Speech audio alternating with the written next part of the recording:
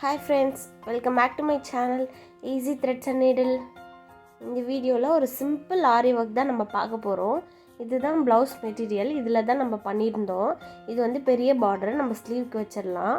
சின்ன பார்டர் இருக்க இடத்துல நம்ம பேக் பார்ட்டுக்கான மார்க்கிங்லாம் நம்ம பண்ணிக்கலாம். இங்கே தான் நம்ம வந்து ஃப்ரேம் ஃபிக்ஸ் பண்ண போகிறோம். ஃபஸ்ட்டு நான் உள்ளே கொடுக்கறதுக்கான அந்த ஃப்ரேம் எடுத்துக்கிறேன். அதை கரெக்டாக கீழே வச்சுட்டு இதுக்கு மேலே நம்ம கட் பண்ணி வச்சுருந்த பேக் பார்ட்டை நம்ம வச்சு எப்படி வைக்கலாம்னு சொல்லிட்டு ஒரு ஐடியா செக் பண்ணிக்கலாம்.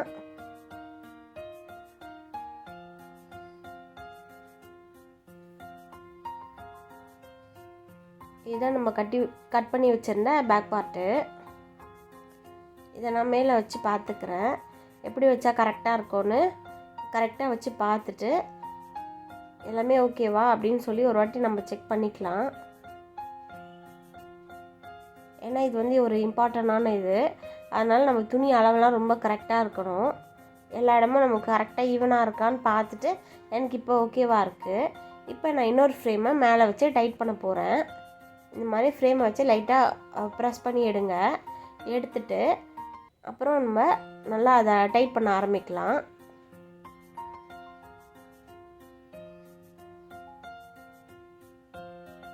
இப்போ நான் அப்படியே சுற்றிலையும் டைட் பண்ண ஆரம்பிக்கிறேன்.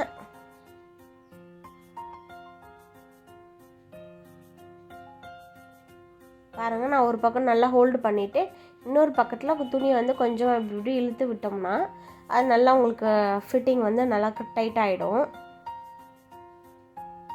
நீங்கள் ஆரி ஒர்க்லாம் பண்ணும்போது இந்த துணி வந்து இந்த ஆரிக்கு வந்து செட் ஆகுமா, இதை வந்து ஃப்ரேமில் போட முடியுமா எல்லாம் யோசிச்சுட்டு பண்ணுங்கள். ஏன்னா ஒரு சில துணியெலாம் வந்து ஃப்ரேமில் மாட்டின உடனே ஒரு மாதிரி துணிலாம் ஒரு மாதிரி நஞ்ச மாதிரி ஆகிடும். அந்த நூல் தறி சொல்லுவாங்கள்ல, அதெல்லாம் ஒரு மாதிரி விட்டு போகிற மாதிரி ஆகிடும். அதனால் கொஞ்சம் பார்த்து கேர்ஃபுல்லாக இந்த ஃப்ரேம்லாம் போடுங்க. நம்ம வீட்டில் ஃப்ரேம் போட அந்த ஆரி காட் வைக்க இட வசதி இல்லாதனால நான் ஃப்ரேமில் தான் பண்ணிகிட்டு இருக்கேன். இப்போ பாருங்கள், நான் அதுக்கான பேக் பார்ட்டை வச்சு அதனுக்கான மெஷர்மெண்ட்லாம் மார்க் பண்ணி வச்சுருக்கேன். இதுதான் நம்மளோட சென்டர் லைனு. டீ ஷேப்பில் இருக்குது பார்த்தீங்களா.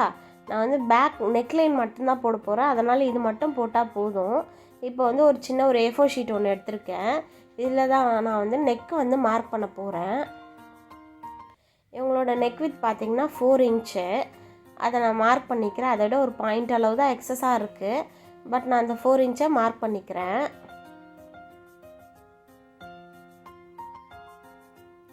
ஹைட்டு பார்த்திங்கன்னா எனக்கு ஒரு 11.5 கிட்ட வரணும்.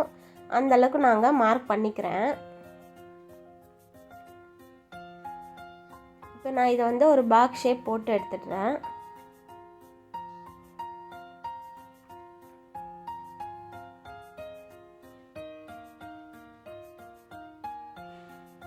இவங்களுக்கு பார்த்திங்கன்னா நம்ம நெக்லைனில் மட்டும்தான் ஒர்க் பண்ண போகிறோம்.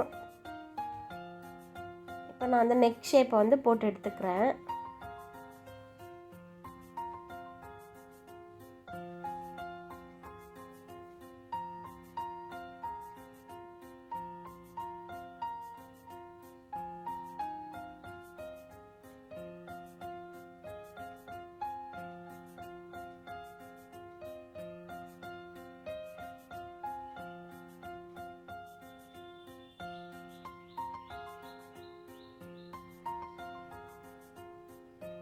அவ்வளோதான், நமக்கு என்ன நெக் தேவையோ அதை நான் ஷேப்பாக போட்டு எடுத்துட்டேன். இது நம்ம அப்படியே அந்த ஃப்ரேமில் வச்சு ஃபுல்லாக அப்படியே மார்க் பண்ணிகிட்டே வந்துடலாம். எங்கள் பாப்பா ட்ராயிங் பண்ணி வச்சுருக்காங்க.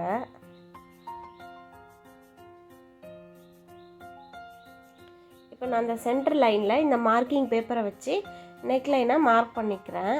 நான் இந்த மெத்தடில் தான் பண்ணுவேன். உங்களுக்கு யாருன்னா இந்த மெத்தட் பிடிச்சிருந்தா நீங்கள் இது மாதிரி பண்ணிக்கோங்க.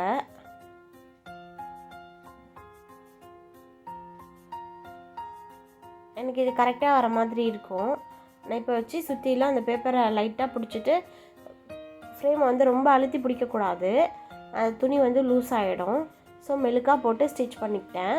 இப்போ பாருங்கள், நான் ஒரு சரி த்ரெட் எடுத்திருக்கேன்.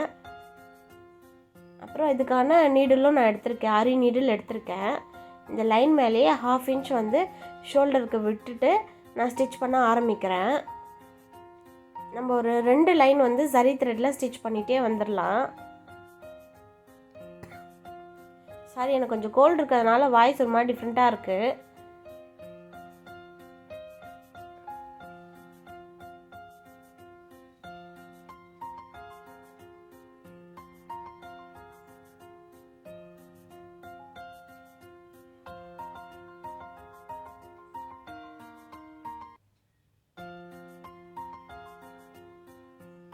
பாருங்கள், நான் 2 லைன் ஸ்டிச் பண்ணிவிட்டு எடுத்துட்டேன். இப்போ செல்ஃப் கலர் த்ரெட் எடுத்திருக்கேன், அப்புறம் 3mm பீட் எடுத்திருக்கேன். நான் த்ரெட்டில் நல்லா நாட் போட்டுட்டு இப்போ ஸ்டார்ட் பண்ண போகிறேன். இந்த சரி ஒட்டின மாதிரி இந்த லைன்லேயே நம்ம இந்த பீடு வச்சு ஒரு லைன் கொடுத்துக்கலாம் ஒர்க்கு.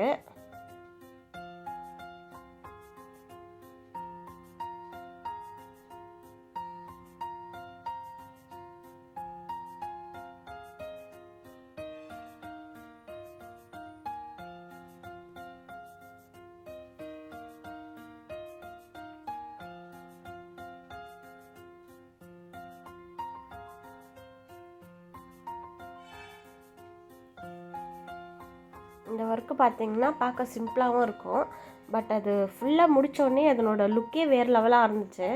எனக்கு ரொம்ப பிடிச்சிருந்தது. இந்த டிசைன் வந்து ஃபஸ்ட் டைம் நான் ட்ரை பண்ணுறேன். இது வந்து கஸ்டமரே எனக்கு இந்த மாதிரி வேணும்னு கேட்டதுனால நம்ம அதே மாதிரி பண்ணியிருக்கோம். இது நான் நெக்கை சுற்றி சேம் ஒர்க்கை அப்படியே நான் கொண்டு வரேன்.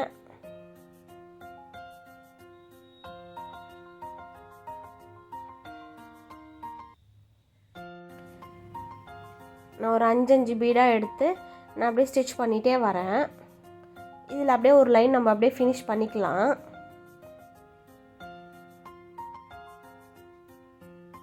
இப்போ பார்த்திங்கன்னா அந்த 3mm பீடு, அதுக்கப்புறம் ஒரு கோதுமை பீடுன்னு சொல்லுவாங்க. ஒரு பக்கம் ஷார்ப்பாகவும் ஒரு பக்கம் முழுக்கணும் இருக்கும். அதுக்கப்புறம் சுகர் பீடு, இது 3 தான் எடுத்திருக்கேன். ஃபஸ்ட்டு ஒரு 3mm பீடை வச்சு ஸ்டிச் பண்ணிவிட்டு அதை சுற்றி ஒரு லைன் சுகர் பீடை வச்சு நான் ஃபினிஷ் பண்ணிக்கிறேன்.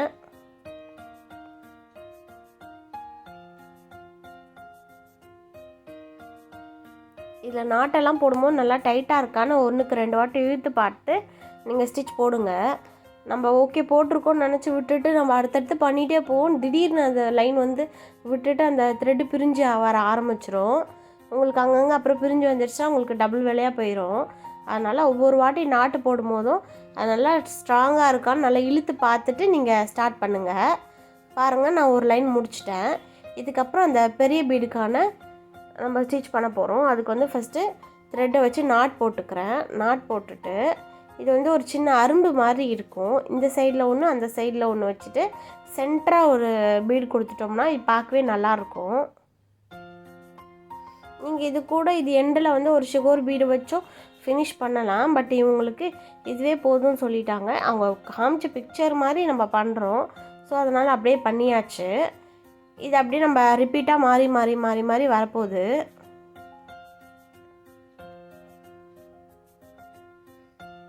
இப்போ அதே மாதிரி ஒரு 3mm பீடு வச்சுட்டு அதை சுற்றிலும் ஒரு லைன் சுகர் பீட் கொடுக்க போகிறேன்.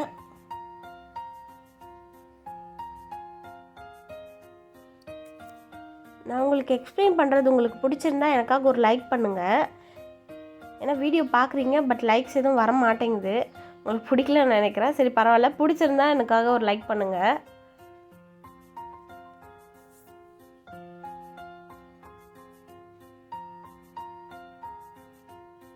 நான் இதை அப்படியே ஒரு லைன் ஃபுல்லாக சுற்றியும் கொடுத்துட்டு வரேன்.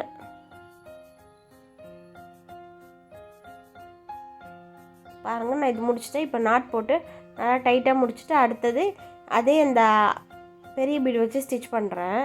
இப்போ பார்க்க உங்களுக்கு சிம்பிளாக தான் தெரியுது, பட் இதை ஃபினிஷ் பண்ணோடனே என்னோடய லுக்கே ரொம்ப நல்லா கிராண்டாக இருந்துச்சு. எனக்கு ரொம்ப பிடிச்சிருந்தது. இந்த சிம்பிளாக நீட் லுக்கில் வேணும்னு கேட்குறவங்களுக்கு இது வந்து ட்ரை பண்ணலாம். நான் இந்த அரும்பு மாதிரி போட்டிருக்கல, இதே தான் நான் வந்து அந்த ஸ்லீவோட கேப்பில் மட்டுமே வச்சுருந்தேன். அதுவும் பார்க்க நல்லா இருந்துச்சு. பாருங்கள், இப்போ நாட் போட்டுட்டுன்னா பிடிச்சி இழுத்தேன், திரும்ப அந்த பீட் வந்துடுச்சு. அதனால் இன்னொரு முறை வச்சு ஸ்டிச் பண்ணிட்டேன். இதை ஃபினிஷ் பண்ணோடனே இதுதான் இதனோட லுக்கு. பாருங்கள், எனக்கு ரொம்ப பர்சனலாக ரொம்ப பிடிச்சிருந்துச்சு. ரொம்ப நல்லா இருந்துச்சு நெக்லைனு. உங்களுக்கும் பிடிக்கும்னு நினைக்கிறேன். நான் இப்போ ஃப்ரேம் விட்டு கழட்டிட்டு இதை நம்ம ஸ்டிச் பண்ண ஆரம்பிச்சிடலாம். இதுக்கு வந்து ஸ்லீவ்லாம் வந்து நான் பெருசாக பண்ணலை. அவங்க வந்து இந்த ஸ்லீவில் லைட்டாக புட்டாஸ் மட்டும் இருந்தால் போதும்னு சொல்லியிருந்தாங்க. அதுக்கேற்ற மாதிரி ரெடி பண்ணியிருக்கு. பாருங்கள், ஃபினிஷ் பண்ணோடனே இதனோட லுக் இப்படி தான் இருந்துச்சு. நான் சும்மா இதனோட வீடியோ நான் ஒன்று எடுக்கணுமேன்னு எடுத்தேன். பட் நல்லா தான் இருந்துச்சுன்னு நினைக்கிறேன். நீங்கள் தான் சொல்லணும் நல்லா இருக்கா நல்லா இல்லையான்னு. ஸ்லீவில் நம்ம இந்த மாதிரி தான் பஃப் கொடுத்து அங்கங்கே குட்டி குட்டி புட்டாஸ் வச்சு ஃபினிஷ் பண்ணியிருந்தோம். இதுதான் இதனோட ஃபைனல் அவுட்புட்டு. இதனோட ஸ்டிச்சிங் வந்து இதுக்கு அடுத்த வீடியோ வரும். இந்த வீடியோ உங்களுக்கு பிடிச்சிருந்தால் லைக் பண்ணுங்கள், ஷேர் பண்ணுங்கள், கமெண்ட் பண்ணுங்கள். இது போன்ற வீடியோக்களை பார்க்குறதுக்கு நம்ம சேனலை சப்ஸ்கிரைப் பண்ணி வச்சுக்கோங்க. தேங்க்ஸ் ஃபார் வாட்சிங்.